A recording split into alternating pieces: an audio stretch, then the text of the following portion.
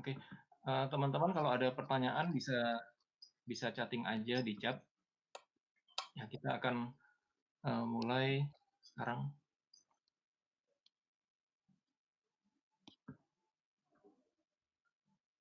Yes, eee, ini saya lagi memperlihatkan data unemployment di US dari tahun 50-an sampai tahun 2020 ya, Anda bisa lihat, data yang ada ini penganggurannya meningkat, puluhan kali lipat dan tidak pernah ada sebelumnya dalam sejarah, angka pengangguran sebesar ini ya. Ini dari tahun 58 menuju ke 2020 ya, sampai 2020 itu terlihat seperti border ya, seperti sebuah pembatas dari grafik ini ya. Dan ya kalau kita baca banyak analis dari luar negeri, kebanyakan analis ini kan umurnya 50, 40 sampai 60 ya. Banyak yang bilang ini krisis yang sebesar ini kayaknya saya belum lahir deh sebelumnya ya. Ini sebuah data yang cukup kan bagi kita semua ya. Nah, kenalkan nama saya Rain Mahatma, saya salah satu tim dari Vexanium dan juga mengelola website media blockchain dan edukasi blockchain namanya digitalis.id. Nah, selain itu saya juga terlibat di beberapa bisnis yang lain ya. Salah satunya saya adalah salah satu pemilik dari kodepolitan.com yang adalah website media terbesar untuk pemrograman di Indonesia. Nah, trafficnya sendiri kalau Kodepolitan per hari udah puluhan ribu ya per hari. Kita mungkin di akhir bulan ini juga akan membuat webinar dengan programmer dari Kodepolitan ya. Itu nanti ngomongin smart contract ya, lebih ke arah teknisnya lebih banyak. Kalau hari ini kita kan tidak ngomongin terlalu teknis ya. Kita juga ingin berterima kasih kepada beberapa teman-teman kita, media partner kita yang menyebarkan juga informasi dari webinar Vexanium Update kali ini ya. Total ada sekitar 8 media partner kita. Ya, tidak perlu saya sebut satu-satu ya. Kita berterima kasih untuk keterlibatan teman-teman media kripto ini. Nah, ya sedikit penjelasan tentang krisis yang ada sekarang dan ini mulai diberitakan di pertengahan Maret ya oleh media-media dalam dan luar negeri. Dan yang ada sekarang datanya belum lengkap karena data-data seperti data bad debt itu data loan yang gagal bayar dari customer bank itu kan datanya mungkin baru akan muncul 1 sampai 3 bulan ke depan ya. Sekarang datanya belum lengkap yang ada. Dan dari artikel ini kita bisa lihat ini krisis seperti krisis perang ya. Bahkan ada sumber lain bilang ini lebih buruk dari perang krisisnya. Dan ya kita sebagai orang blockchain dan kripto sedikit banyak juga memperhatikan faktor-faktor apa yang mempengaruhi Bitcoin ya. Dan ya selain halving ternyata ada kaitannya juga sama financial system yang ada sekarang dan juga inflasi. Ya, faktor lainnya itu masih banyak, tapi kita batasi dua ini aja ya untuk hari ini yang akan saya sharing. Nah, sekarang definisi financial system failure itu apa sih ya? Ini adalah tweet dari Robert Kiyosaki beberapa hari yang lalu ya, yang dia bilang polisi dan tentara itu nampaknya udah siap sedia ya untuk melindungi kita. Nah ini semua slide ini sebetulnya saya dan teman-teman tentu tidak ingin kejadian ya. Cuma ini adalah sebagai informasi faktor-faktor apa yang perlu Anda perhatikan di era pandemi seperti ini. Dan sebenarnya definisinya financial system failure itu seperti apa? Salah satunya adalah yang namanya fractional reserve banking. Nah, definisi lengkapnya Anda bisa lihat di URL ini. Intinya adalah uang yang beredar sekarang itu kan ya banyak yang diciptakan sebutannya from thin air ya, dari udara kosong muncul uang gitu ya. Dan seorang customer itu kalau dia mendepositokan $1.000 itu oleh bank itu bisa ngasih kredit 90%. Itu yang namanya loan to deposit ratio LDR gitu ya. Terus kalau ada orang yang minjam uang dari bank, dia dapat $900, pasti duitnya di-spend kan, di-spend ke orang lain. Nah, orang lain ini dia terima $900, kalau dia punya duit ya taruh lagi ke bank. Ya, kemudian oleh bank dapat $900, dia bisa ngasih loan lagi 90% dari $900. Dan itu diulang-ulang terus ya, diulang-ulang terus.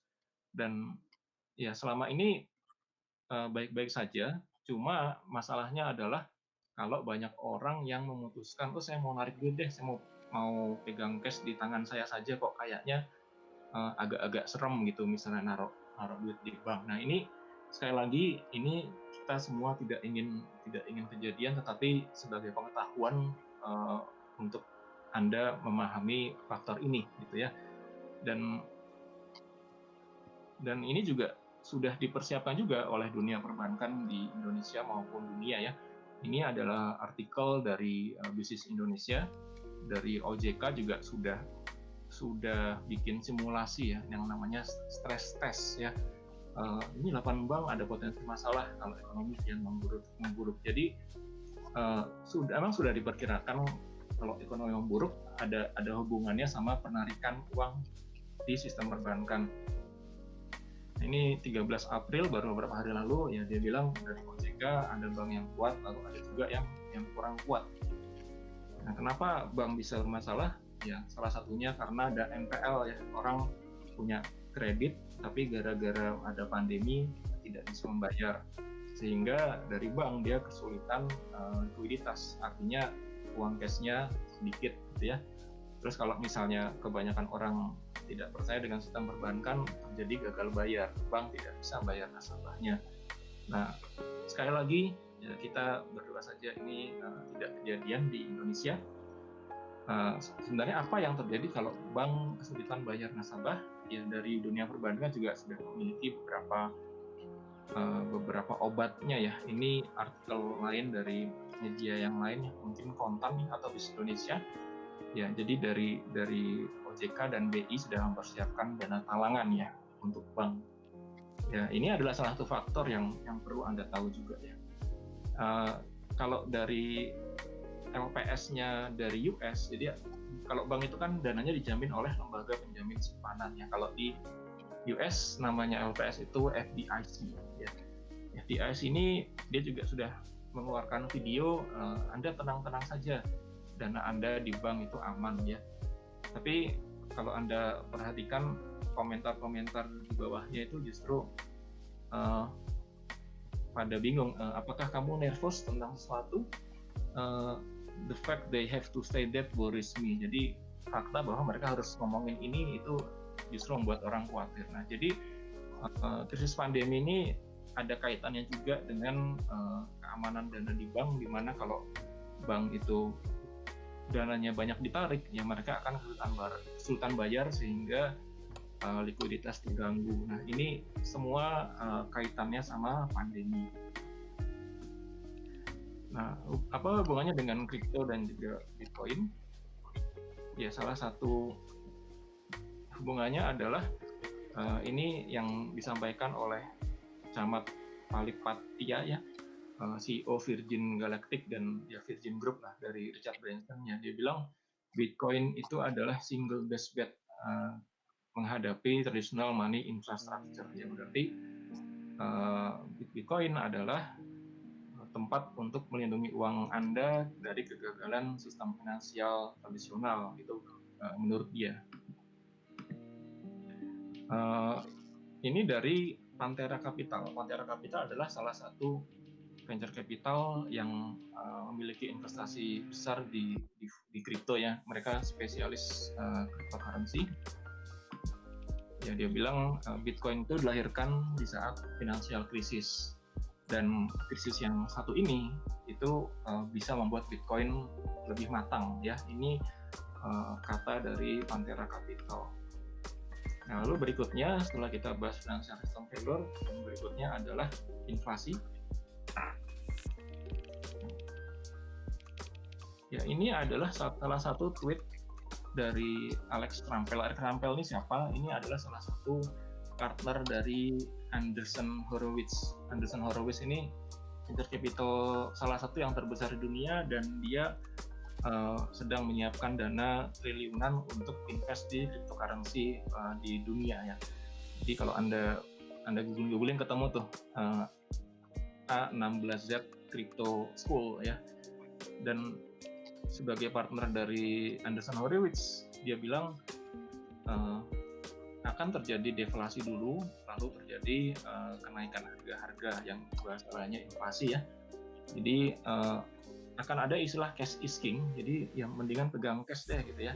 Tapi lama-lama cash is stress ya, karena uang sekarang itu dicetak begitu banyak oleh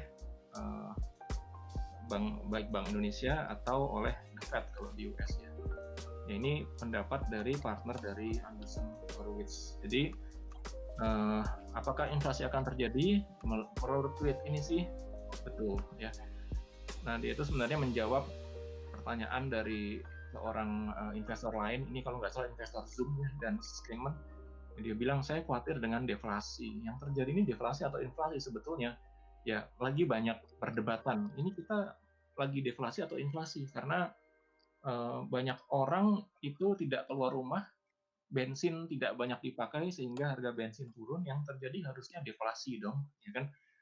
Nah, sedangkan Bitcoin dikenal sebagai hedge dari inflasi, ya, bukan hedge dari deflasi, tapi hedge dari inflasi, gitu ya. Nah, ternyata memang ada yang bilang ya dengan banyaknya uang cash tidak ada inflasi kok, ya. Ada satu artikel bilang tidak ada inflasi dari data yang ada, sekarang tidak ada ya. Ini postingan 26 Maret ya. Kita belum tahu nih kalau April, Mei, Juni kalau pandemi belum selesai itu yang terjadi apa, kita harus pantau ya. Sekali lagi di slide ini saya berikan tentang kira-kira hal penting apa yang perlu Anda pantau gitu ya.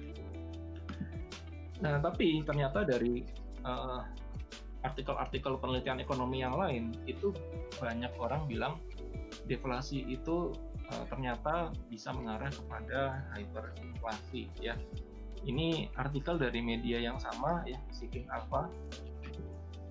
Di sini di artikel ini dijelasin urutannya gimana ya, Anda bisa lihat dan dulu sendiri ya, urutannya apa yang terjadi, kenapa deflasi bisa mengarah ke hyperinflasi.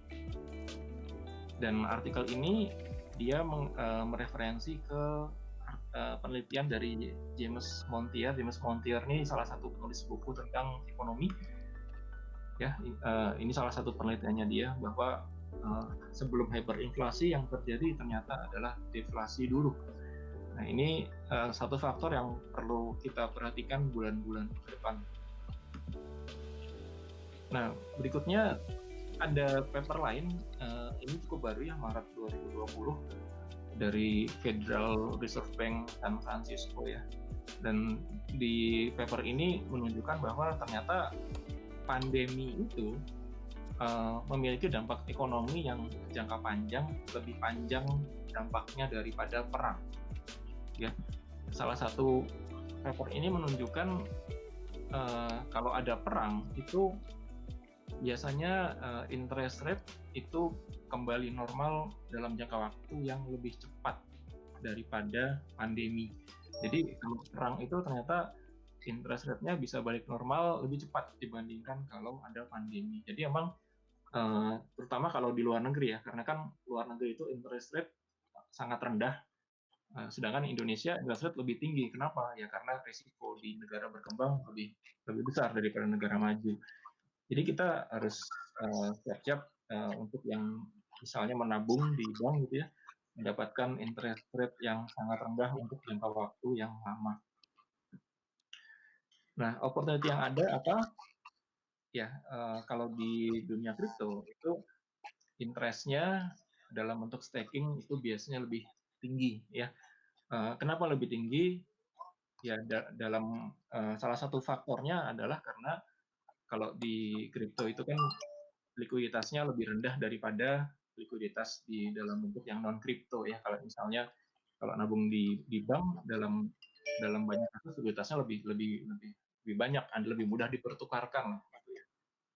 Dan opportunity yang ada sekarang adalah saat ini sedang terjadi opportunity besar-besaran di value investing. Jadi Anda yang megang uang bisa dipikirkan kalau misalnya obat corona kira-kira udah mau keluar, ini pasti harga kripto, harga saham ini akan naik semua ya. Dan biasanya di saat-saat seperti itu ya orang-orang yang pintar masukin timingnya itu bisa mendapatkan keuntungan yang bagus ya.